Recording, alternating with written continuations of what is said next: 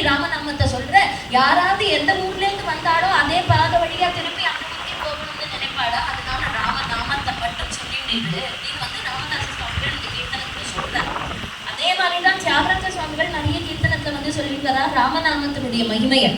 அவர் சொல்றார், சுவாமிகள் வந்து ராமரை பூஜை பண்றாரு. அப்போ ஒரு நாள் அவ சிஷ்யாலாம் இருக்காளே ஒரு கோஷ்டி, அதுல ஒருத்தர் வந்து நன்னா இடம் துளிதா இருக்கக்கூடிய அந்த வில்வத்தை கொண்டு வைக்கிறார். சுவாமிகள் அந்த வில்வத்தை பார்த்தார். இவரும் ராம பக்தர், ராமருக்கு தான் இவர் பூஜை பண்ணுவார்.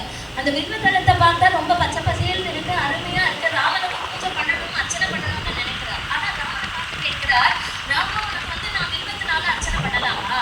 நீ யாரு? உன்னை எப்படி நிர்ணயம் பண்றது? எப்பவுமே நம்ம எந்த தெய்வத்தை உபாசிக்கிறோமோ நம்முடைய குருநாதர் சொல்லுவார், எந்த தெய்வத்தை உபாசிக்கிறோமோ அந்த தெய்வத்தினுடைய தத்துவம் தெரிஞ்சுட்டு நம்ம பூஜை பண்ணணும் இல்லையா? அதனால சுவாமிகள் வந்து கேட்கிறார்,